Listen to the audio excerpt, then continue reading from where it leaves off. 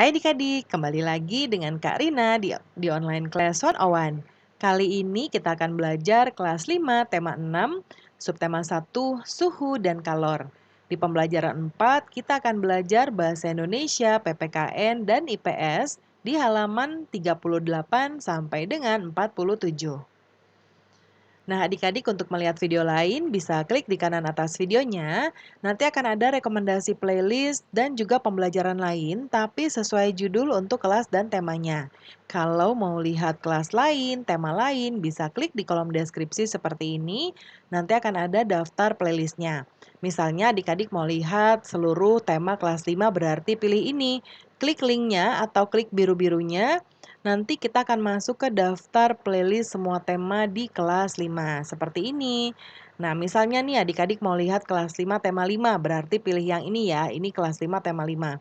Nanti bisa klik putar semua, nanti akan langsung otomatis diputar videonya, atau kalau mau lihat daftarnya aja, klik lihat playlist lengkap. Nah, seperti ini. Nah, nanti adik-adik bisa cari aja mau lihat subtema berapa, pembelajaran berapa nih, ya, atau di halaman berapa, ya.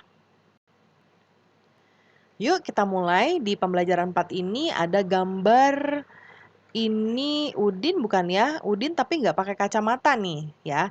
Hentikan membuang sampah ke sungai. Nih katanya begitu.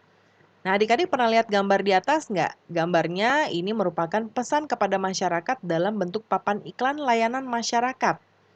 Papan iklan tersebut merupakan salah satu media yang digunakan untuk menyampaikan informasi kepada masyarakat melalui media cetak. Nah, pesan atau informasi apa saja yang kamu dapatkan dari papan tadi? Bahwa kita nggak boleh buang sampah sembarangan di sungai ya adik-adik. Nah, adik-adik pernah nggak lihat papan serupa? Nah, kalau pernah mungkin biasanya tentang kalau sekarang ya masa-masa sekarang ada COVID, berarti kita biasanya ada iklan layanan masyarakat untuk memakai masker, mencuci tangan, dan lain-lain ya. Nah, ada 2 gambar di sini ya. Ini gambar sungai, ini sepertinya pantai. Ya, nah apa yang bisa kamu ceritakan dari gambar di atas? Ya, apakah kamu pernah menemui lingkungan seperti ini? Ya, kemudian bagaimana pendapatmu tentang gambar tersebut? Hal apa saja yang menyebabkan hal itu terjadi? Bagaimana hubungan atau interaksi manusia terhadap lingkungan? Nah, kalau dari kita lihat di sini ya, semoga tempat tinggal adik-adik tidak ada yang seperti ini ya. Nah, kemudian ini kalau menurut pendapat Kak Rina, gambar ini tuh kotor ya, adik-adik jorok, banyak sampah ya. Kemudian hal ini bisa terjadi karena banyak yang membuang sampah sembarangan. Tuh lihat ikannya pada mati juga ya. Nah, ini orang pada membuang sampah sembarangan seperti di gambar pertama tadi. Ya, kemudian hubungan interaksi manusia terhadap lingkungan juga menjadi buruk atau tidak baik karena ikan-ikan yang harusnya bisa kita makan, kita konsumsi menjadi mati. Ya, nah itu menjadi tidak baik. Nah, nanti adik-adik baca bacaan ini judulnya Pengaruh Negatif Interaksi Manusia dengan Lingkungan Alamnya. Ya, di-pause dulu boleh atau baca dari buku sendiri. Tuh ada gambar banjir nih ya. Nah, sekarang kita menjawab pertanyaannya. Yang nomor 1, dapatkah manusia hidup tanpa mengandalkan lingkungan alamnya? Mengapa? Manusia tidak dapat hidup tanpa lingkungan alam adik-adik. Karena manusia mendapatkan kebutuhan hidupnya dari alam. Yang kedua, jelaskanlah 2 atau 3 contoh interaksi manusia dengan lingkungan alamnya yang terjadi di sekitarmu. Nah, contohnya yaitu pertama, petani yang mengolah ladangnya, yang kedua nelayan menangkap ikan di laut, dan orang-orang yang menebang hutan. Yang ketiga, sebutkan dan jelaskanlah contoh interaksi manusia dengan lingkungan alamnya yang merugikan manusia dan lingkungannya. Yang pertama adalah membuang sampah sembarangan menyebabkan banjir, menebang pohon sembarangan menyebabkan tanah longsor, ya. Kemudian yang keempat, apa saja akibat interaksi negatif manusia terhadap lingkungan alamnya? Jelaskan. Nah, akibat negatifnya yaitu lingkungannya banjir ya, karena saluran air yang terganggu oleh sampah, tanah longsor yang terjadi karena manusia sering menebang pohon di tanah yang landai, kebakaran hutan karena kecerobohan manusia. Yang berikutnya, tugas kita adalah berdasarkan bacaan tadi, gunakan diagram ini untuk menjelaskan apa yang telah kamu baca. Nah, Kak Rina akan menuliskan di sini ya.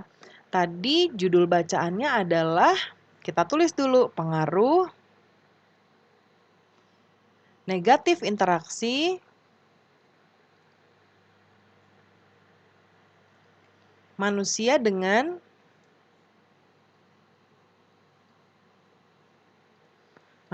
dengan lingkungan alamnya.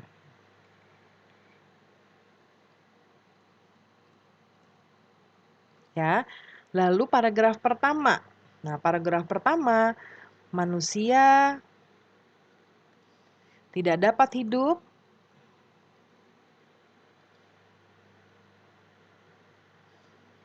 tanpa mengandalkan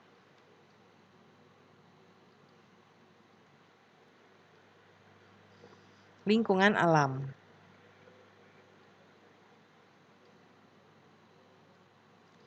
Lalu paragraf kedua, tidak semua interaksi manusia berdampak bagi alam. Kemudian paragraf ketiga, interaksi manusia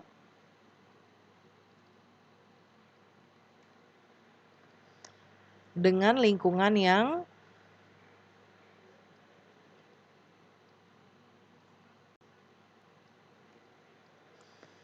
yang kurang baik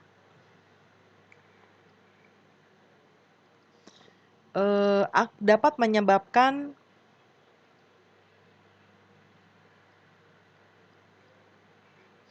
bencana. Lalu kata kuncinya ya, paragraf 1 itu kata kuncinya adalah manusia. Lalu hidup dan lingkungan alam. Lalu paragraf kedua, kata kuncinya interaksi, kemudian manusia, kemudian alam. Paragraf ketiga, interaksi juga sama manusia dan alam.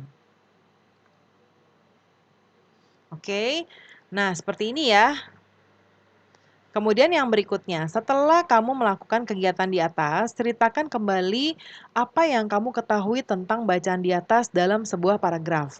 Tuliskanlah penjelasanmu di bawah ini menggunakan kata-kata baku yang tepat. Manusia tidak dapat hidup tanpa mengandalkan lingkungan alamnya. Tetapi tidak semua interaksi atau hubungan manusia dengan alam berdampak baik bagi alam. Interaksi manusia dengan lingkungan yang kurang baik juga dapat menyebabkan beberapa bencana yang merugikan manusia dan lingkungannya.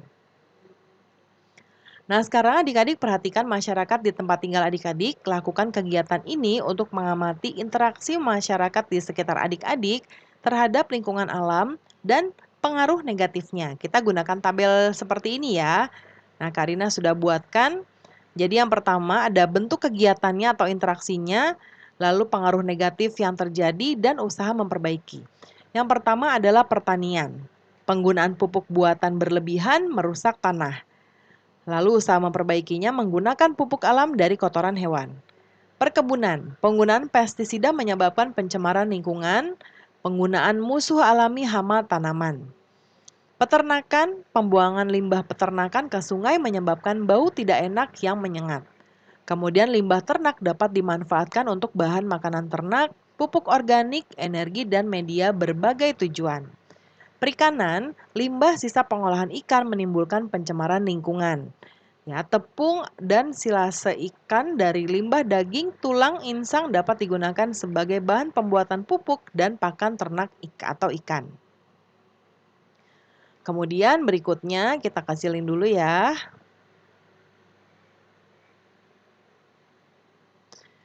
Berikutnya presentasikanlah Nah, tadi presentasikan diskusinya ya. Kemudian tulislah kesimpulan di sini ya. Nah, coba Karina lihat dulu ini untuk yang mana.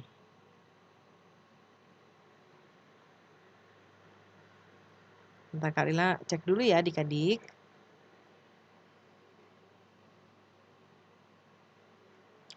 Nah, yang ini kesimpulannya yang Karina tuliskan di sini betul ya. Kewajiban merupakan sesuatu yang harus dilakukan untuk menjamin haknya terpenuhi. Kewajiban dan hak harus dilaksanakan secara seimbang sehingga keharmonisan hidup akan terjaga. Nah, kemudian di sini ada Beni, mendapatkan manfaat dari lingkungan alam merupakan hak kita, tapi memeliharanya adalah kewajiban kita bersama. Setuju sekali Ben, kata Udin. Ada hak, pasti ada kewajiban. Betul begitu kan? Kita sebagai pelajar pun memiliki kewajiban yang harus kita lakukan selain hak yang seharusnya kita dapatkan. Apa saja kewajiban kita? Nah, di sini ada bacaan kewajiban warga negara dan siswa. Ya. Nah, di sini kemudian kita akan jangan lupa adik-adik nanti baca dulu ya ini. Karena kita akan langsung mengisi ke tabel yang kosong ini. Yang pertama, hak sebagai siswa di sekolah. Karina akan tuliskan di sini mendapatkan pendidikan dan ini dan ya, pengajaran. Lalu yang di sebelah kanannya mengikuti seluruh kegiatan sekolah. Lalu yang kedua menggunakan fasilitas pembelajaran. Kemudian yang kewajibannya adalah mematuhi berbagai peraturan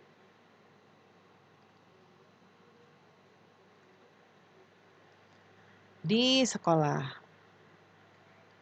Kemudian yang ketiga memperoleh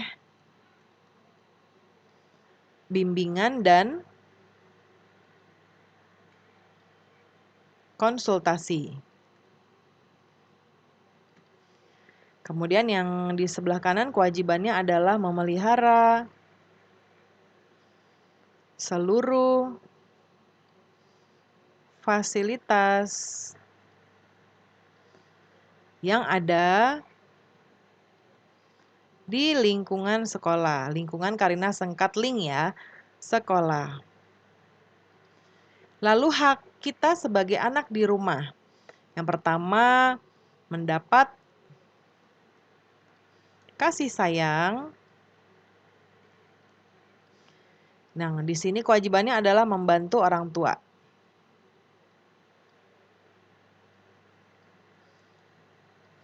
Yang kedua, mendapatkan perlindungan.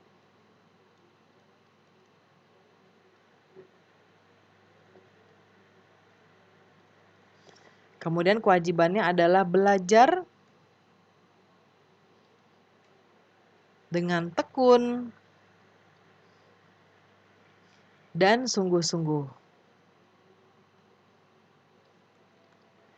Yang terakhir, mendapatkan kesehatan.